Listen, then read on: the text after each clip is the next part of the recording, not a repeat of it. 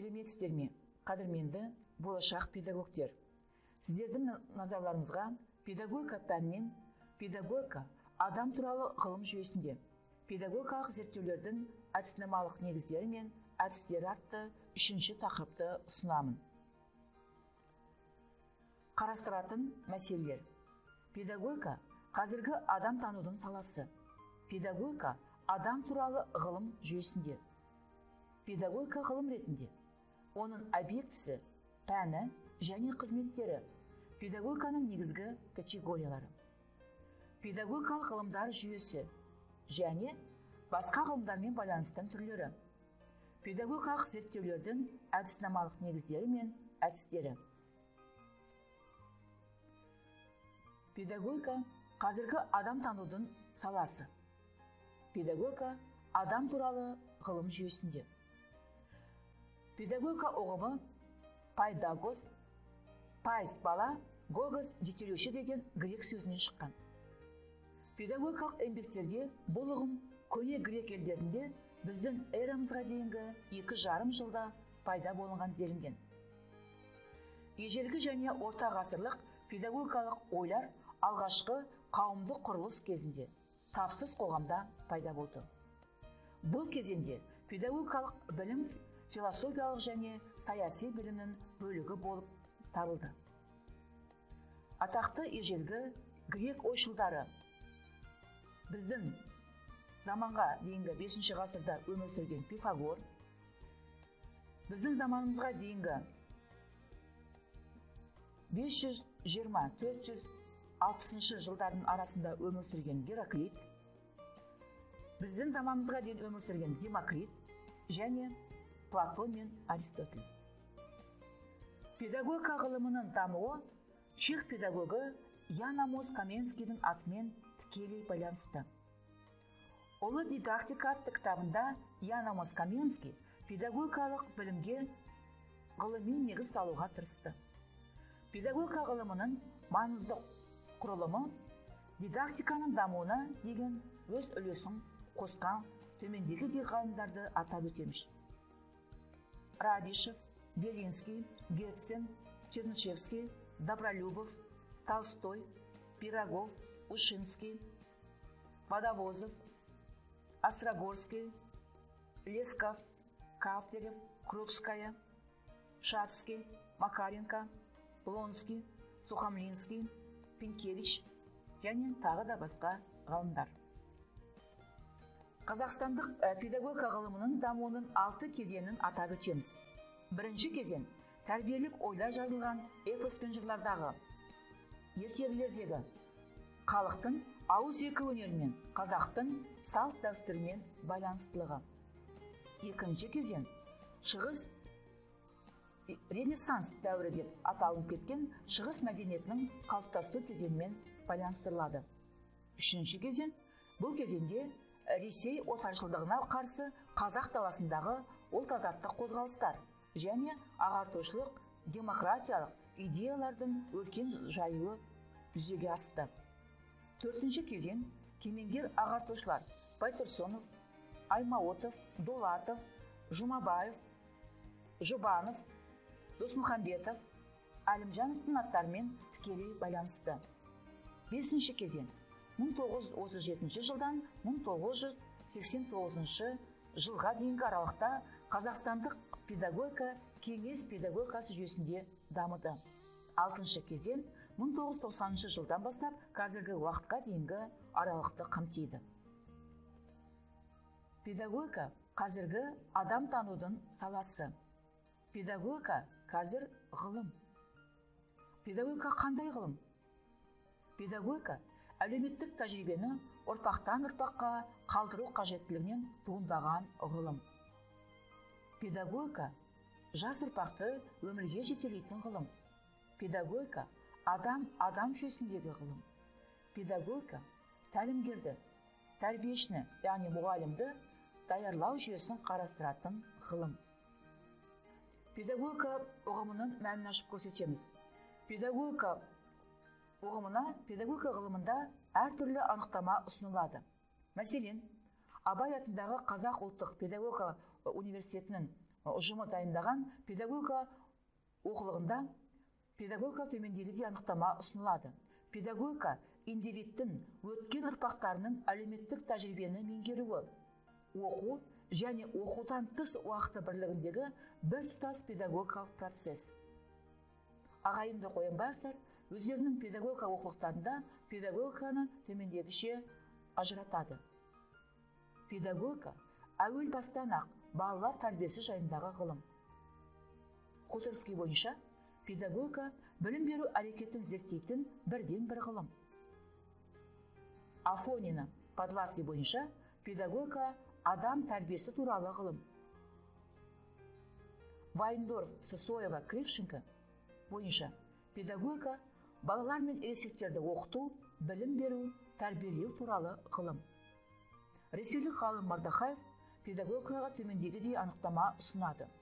Педагогика адамды оқыту мен тәрбиелеудің формалары, әдістері, заңдылықтары мен принциптерінің мәні туралы ғылым. Новиков бойынша педагогика білім беру, яғни адамның өмірлік тәжірибесін дамыту туралы ғылым.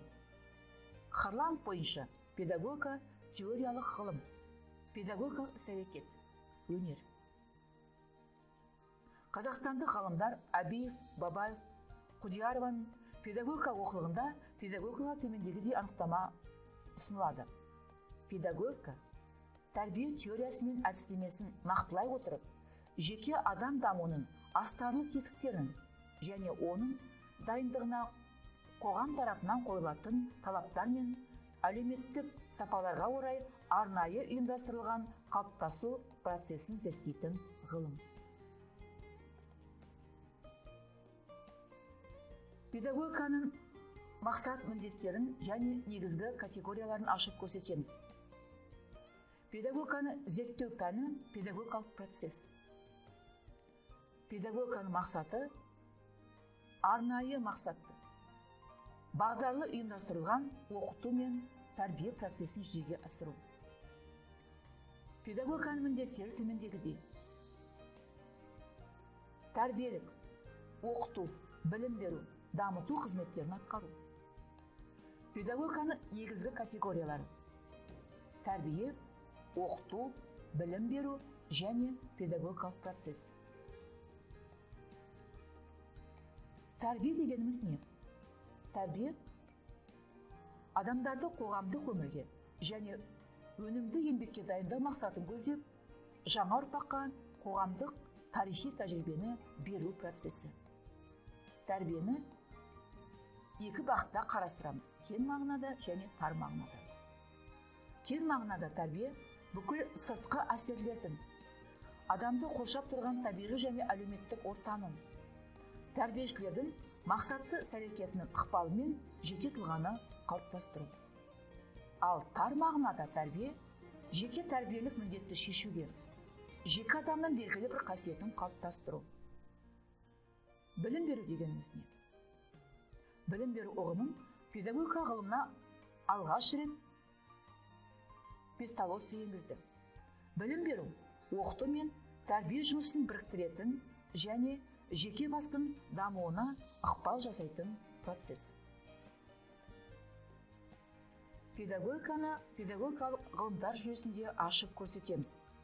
Педагогика ғылымның салалары төмендегідей: зерттеу бағыты бойынша жалпы педагогика, жасына қарай жасаралық педагогика, кәсібіне қарай кәсіби педагогика, даму дәрежесіне қарай арнайы педагогика деп бөлінеді. Жалпы педагогикаға енетіндер: жалпы педагогика негіздері, тәрбие теориясы, дидактика, педагогикалық менеджмент, педагогика тарихы, жеке пәндерді оқыту әдістемесі, педагогикалық мамандыққа кіріспе, педагогикалық шеберлік, педагогикалық әдеп, педагогикалық диантология. Жас аралық педагогиканы құрайтындар: мектепке дейінгі педагогика, жалпы білім беретін мектеп педагогикасы, кәсіптік техникалық білім беру педагогикасы, орта арнаулы білім беру педагогикасы, жоғары мектеп педагогикасы, ересектер педагогикасы және отбасылық педагогика.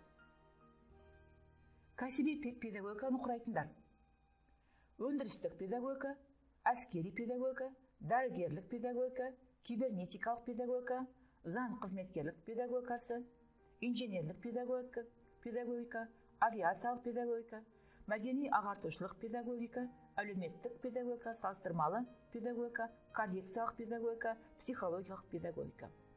Арнайы педагогиканың салалары: дефектология, сурдопедагогика, тифлопедагогика, олигофрена педагогика және логопедия. Педагогикалық зерттеудің әдіснамалық негіздері мен әдістеріне тоқталамыз. Педагогика ғылымында педагогикалық әдіснама ұғымына әртүрлі анықтама ұсынылады. Солардың кейбіреуіне тоқталып көреміз.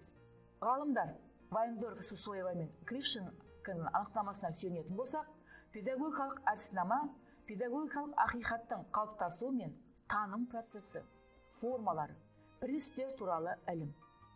Ғалым Королев бойынша педагогикалық әдіснама педагогикалық құбылыстар мен оның нәтижесі, яғни педагогикалық білімдер жүйесі. Қазақстандық ғалым Байжанованың анықтамасына сүйенсек, педагогикалық әдіснама таным мен педагогикалық шындықты түрлендірудің әдістері, формалары мен процедуралары жайлы ілім.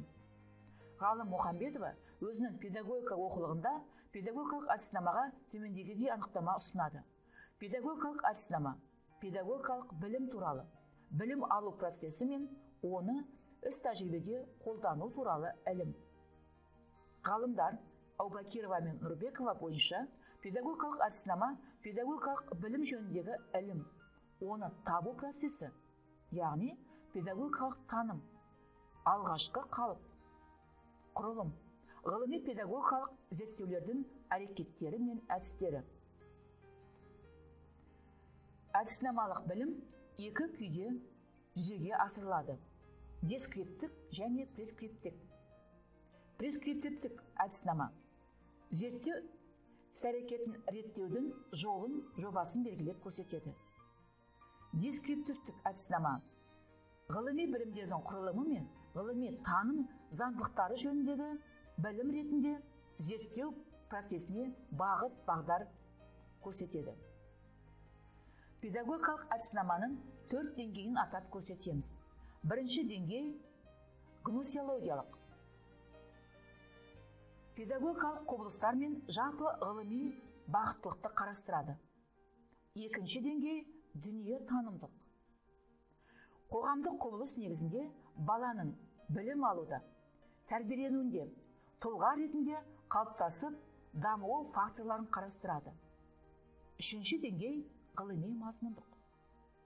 Педагогика ғылымының заңдылықтарын негіздеу және адамды тәрбиелеу, оқытудың теориясы мен әдіснамасын қарастырады. Төртінші деңгей логикалық гностикалық. Педагогикалық негізгі ұғымдарды қарастырады. Педагогиканың дамуына болжау жасайды. Ғылыми педагогикалық зерттеулердің мәні мен мазмұнын ашып көрсетеміз. Педагогикалық зерттеулердің әдістері: теориялық әдістер, эмпирикалық эксперименттік әдістер және әдіснамалық әдістер.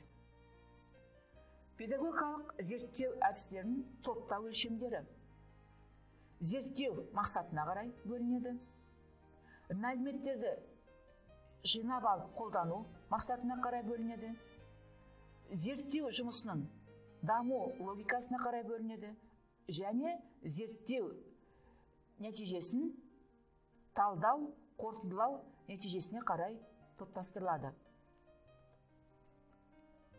Педагогикалық зерттеу әдістерін ашып көрсетеміз. Теориялық зерттеу әдістеріне жататындар: әдебиет көздерін зерттеу, немесе ақпараттарды таңдау, анализ, синтез, абстракциялау, яғни талдау, қорыту, индукция, дедукция, модельдеу, ауызша, логикалық, физикалық, математикалық, заттық, белгілік, библиография құру, реферат, аннотация жазу, нақтылау, жалпылау, салыстыру, жіктеу, болжау, ұқсастыру. Эмпирикалық зерттеу әдістеріне жататындар. Нақты мәліметтерді жинақтау әдістері. Бақылау, зерттеу. Тікелей бақылау, жанама бақылау, тұтас бақылау, ашық бақылау, жабық бақылау, үзік бақылау, үздіксіз бақылау, дискретті бақылау, монографиялық бақылау, бір бағытты бақылау. Сұрақ жауап әдістері. Әңгіме сұхбат, сұхбат әңгіме, сауалнама, интервью алу, тест жүргізу, педагогикалық құжаттармен танысу, оқушылардың жазбаша шығармашылық графикалық жұмыстарын тексеру. Өлшеу әдістеріне жататындар. Шкалалау, кесінділер алу, тесттер алу. Мәліметтерді өңдеу әдістерінің түрлері. Математикалық әдіс, статистикалық әдіс, графикалық әдіс, кестелік таблицалық әдіс. Бағалау әдістеріне жататындар. Рейтинг, педагогикалық консилиум. Практикаға нәтижені ендіру әдістеріне жататындар. Эксперимент, тәжірибелік оқыту, жаппай ендіру. Әдіснамалық зерттеу әдістеріне жататындар. Лонгитивті бақылау және ретроспективті бақылау. Педагогикалық зерттеулердің белгілері. Зерттеу мәселесінің нақты, анық болуы. Зерттеу тәжірибесін дайындау және өткізу. Зерттеу мәселесінің шешімін табу. Шешімі нақты емес мәселенің болуы. Нәтижені зерттеуге дейінгі мәліметтермен салыстыру және қорытынды жасау. Педагогикалық зерттеулер фактілер мен құбылыстарды түсіндіреді және болжам жасайды. Педагогикалық зерттеулерді үш топқа бөліп қарастырамыз. Іргелі зерттеулер, қолданбалы зерттеулер. Болжам, жобалау, талдамалар. Талдамалы зерттеулер. Іргелі зерттеулер. Іргелі зерттеулер құбылыстар мен процестерді сипаттап түсіндіреді. Олардың өзара байланыстылық даму заңдылықтары мен тәжірибе жүзінде басқару мүмкіндіктерін айқындайды. Қолданбалы зерттеу. Қолданбалы зерттеулер практикалық зерттеулердің заңдылықтарын қолдану тәсілдерін анықтайды.